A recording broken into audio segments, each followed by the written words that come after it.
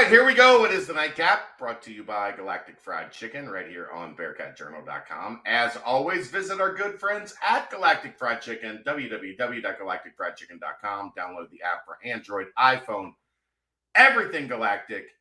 Get down to Dayton, Kentucky. Tell them to pump it up. Save yourself 15%. We had a couple people today try Galactic for the first time. I think Those the pics look so good. The descriptor I got was phenomenal. And it is. It absolutely is. Or you can go to the app and get it delivered right to your front door, pretty much anywhere inside the 275 loop. And hey, go support our friends. They make awesome food. So there you go. All right, Aaron.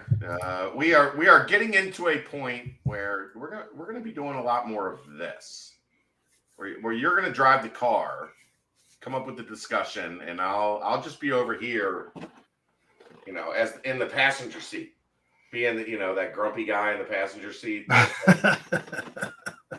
It's just sitting there like this for the whole road trip. That's fine. All right, so go. Just all right. Go. So looking for topics to discuss during the basketball and football off season is not necessarily the easiest thing to do, especially when people don't want to hear about specific teams. However, this one I think applies as Cincinnati is getting ready to join a Power 5 conference. One of the big news stories today came from ESPN writer Heather Dinich as she was talking about the SEC trying to figure out how to stop storming the field. And one of the ideas, obviously, I think this comes largely on the heels of what happened when Tennessee upset Alabama last year. Tennessee ends up throwing the field goal post into the Tennessee River, and who knows where they ended up. And then Tennessee made the brilliant move of crowdsourcing the replacement field goal post before the next game. They got a ton of donations and hilarious. Just all of it hilarious. I don't recall really. I think maybe a player may have smacked somebody on the way out, and that may be the only negativity that came out of this scene. Of course, Nick Saban was probably in his 80-year-old frail form, terrified for his life, but maybe stop coaching. Outside of that,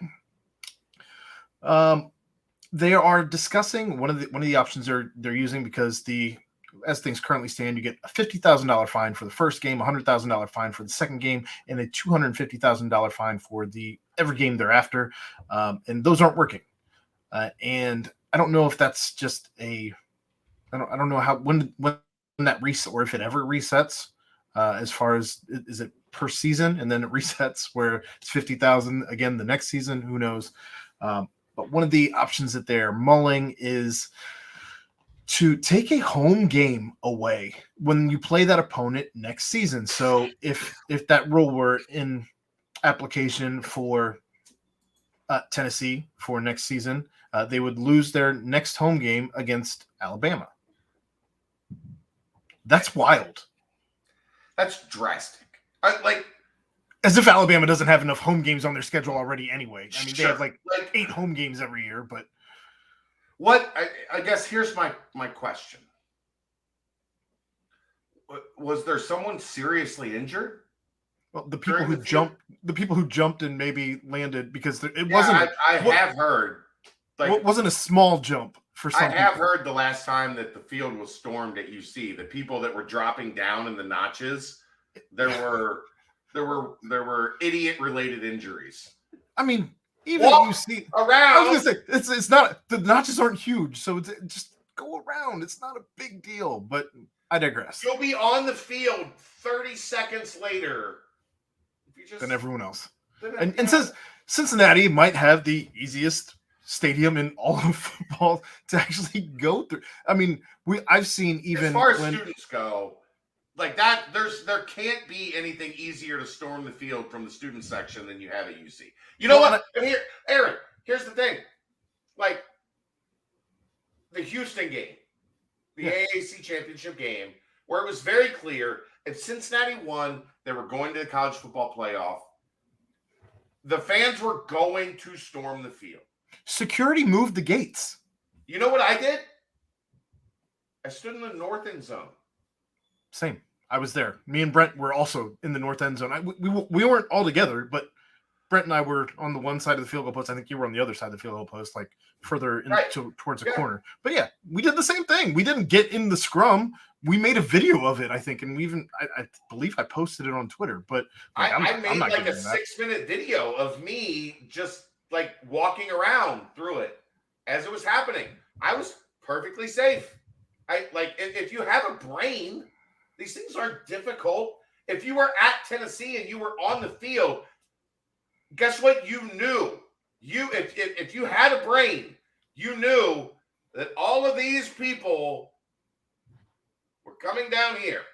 And granted, Tennessee has 2.5 times the size of Cincinnati Stadium. 10,000, whatever right. it is. Almost 3 times the size. Yeah. So you have a lot more people there. I get it. But I don't know. I mean, you're searching everyone before they get into the stadium, so no one should have any weapons of any sort or anything like that. So unless you're not doing your job there, and then that's a whole different discussion. But I don't understand, I guess, where what the issue is, what the problem is. And if this is if SEC sets the standard for the entire sport because they're the best conference and whatever, I guess. Is this going to be a thing that happens across the country to where we just don't want people storming the field? Because I feel like even the players, when Cincinnati won that championship, appreciated the fact that all the fans were down there and enjoying the moment with them, especially post-pandemic. Yeah. So I guess my initial thought on this, when we talk college sports, they talk so much about student athletes and like students and the experience. And isn't part of that experience, if you're a student, enjoying that moment where your team beats number one or your team does kind of the unthinkable? Like I was at Marshall at a point where they took the goalpost down and they walked it down the strip of bars on Hal Greer Boulevard. Like, I've seen that. It was awesome. Like, isn't part of being a student, like, let's keep this honest for a second. You know why athletics are so important to schools? Because they drive tuition. They drive applications. They like it's a commercial. Yeah, as Cincinnati's football program has improved, so have admissions, enrollment, and admissions, and like and not even just that, but like just applications. Like people wanting your school becomes a lot tougher to get into. Sure, as you have more people who apply. Yeah, and you get to be a lot more selective. Like, isn't the reason that sports are part of college athletics so that the student experience is better? Like that's the part. And like, okay, so I will say this: in basketball, it can be dangerous. Yeah, you have a whole arena mobbing a much smaller field of play. And you have the people that are very low in that arena. Like in a football stadium, I can go, if I'm on the field, and I've been on the field for every game for like 15 years, 16 years. I know if I need to get away from this, and there have been more than a few field stormings at Cincinnati in my time covering the program. Sure. There have been times where I'm like, all right, let's do it. Like, let's charge as they charge. Well, think about this. You have Oklahoma coming into Nippert next year. You think there isn't a chance if they beat Oklahoma? It depends. The problem is Oklahoma won like 3 games last year. So, but if in the chance that Oklahoma's ranked and Cincinnati is not, and you beat Oklahoma, and the only time that the only time that you're going to play Oklahoma, I think there is a chance that you. Yeah, I don't think that would be like. I don't think it'd be on the same level as Houston was. Right. That Houston field storming was the release of 100 years of you can't do this. You are never going to be able to be good enough to do what you're about to do. And then they did it, and it was a release. Like, 2008 when everybody was throwing oranges and they stormed the field. But if it's 2009 when they had to bring them back, and then they tried to storm again, they had to bring them back. Like, remember the Pitt game in If it's a nip at night game though against Oklahoma, yeah, opening I think Big that 12 game, there might be a casual 1,000 people. It just, I think it just kind of depends on what the circumstances But again, in football, if you want to avoid it, there are things to do that are very easy to not be where the rush of the masses are going to be. As long as you don't have a stadium constructed to where you have to cross the stadium to get to your locker room like Nippert does. Yeah, but it's happened at Nippert 5 times, 4 or 5 times in my lifetime. It's never been an issue getting the other team off the field or out of there. Yeah. Maybe because they're in that north end zone where they can't come from there. Perhaps. Maybe. I don't know. I just don't see it as a major deal in football. It's not something that happens all the time. It's not something that a team just storms the field every Podunk U storms the field every time they win a game. I think the fans police themselves fairly well in that regard. They don't, and again, we're talking about would they even necessarily do it for Oklahoma or not next year? Right. Again, I think it depends on circumstance. I think if neither team is ranked, I don't think you have to worry about anything. Well, and if they did, let's just say they did, I think it would be a casual field storming where everybody would just be kind of mulling, not charging, right? That Houston game, the field had it was a steady build. 10,000 people on it. Yeah. Very fast. Because the year prior, there were no people. Yeah. We weren't allowed to have people. It was a buildup. It was a perfect storm. Right. No pun intended.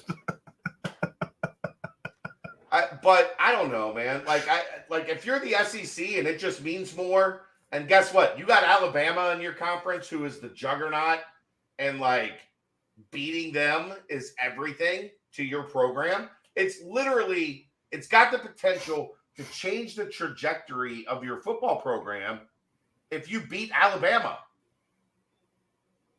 And the fans are supposed to just be that.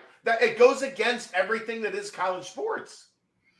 The fans are just supposed to be oh, Chidiosa, good day. I guess nice I just don't win. I'm still stuck on, I don't understand what we're so bent out of shape about this for. If there had been multiple instances of danger or things of that nature that happen, sure. And I know you want to be proactive, not reactive, generally speaking, and crazy enough, sports generally are reactive as opposed to proactive. So this seems out of place in all the ways anyway. Maybe it's just the SEC knows that we're in the South. Some shit might happen down here. I don't know, man. I don't want to see collegiate sports lose the storming of. I don't want to see collegiate sports lose being collegiate sports. Enough things have changed to where that seems to be a trend. Yeah. And I guess we're kind of clinging desperately onto some of the vestiges of what has been our lives of college sports. Look, man, I just know, if you root for a fan base that has a win like that, it has a moment like that, and your fans are on the field celebrating with the team, and everybody's happy and rejoicing over a magic moment. Why take that? Why are we taking that away? Why? I don't it seems counterproductive. Let's say in a crazy world, Cincinnati lights the entire world on fire and ends up in that home game, last home game before Kansas, and they beat UCF again in a potential nip at night game. Yeah. And that takes them to whatever N-0 or N1, and they're ranked, and you beat a UCF in a close game. Or 2 or 3 years from now, Aaron, there's a berth in the playoff on the line. Riding on the line. And I think it would have to come against a team that was a rival of sorts, whether that be a UCF or a team that was highly ranked, as could also be a thing. Yeah.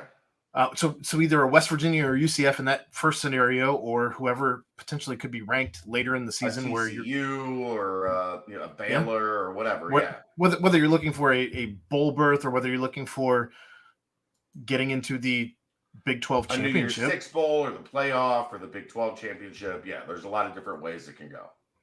I don't know. I don't want the SEC to take away our Kool-Aid before we even really got it in a P5 conference. Yeah, I get where you're coming from there. I'm just like,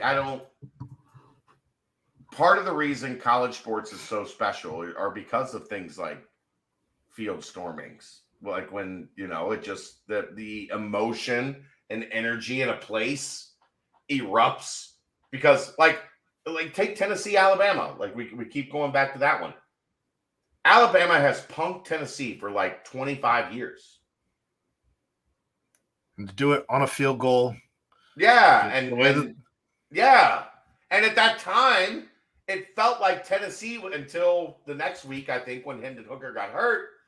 Until that time, it felt like Tennessee's going to play for a national championship at the expense of Alabama. And they smoked so many cigars that the stadium looked like a Cheech and Chong movie. There was a smoke ring at the top. At the top of the stadium. Like that's what college sports is about. Why are we working to take that away? And as a guy who makes his living off of the passion around college sports, I don't necessarily approve about any entity that wants people to be less passionate about the team they follow, because that's bullshit. Write your congressman. Let him know what you think about state universities not being allowed to storm the fields. Yeah, they're too busy worried about Bud Light right now. That's going to do it. We'll see you next time. It's the Nightcap, brought to you by Galactic Fried Chicken, right here on BearCatJournal.com. See ya.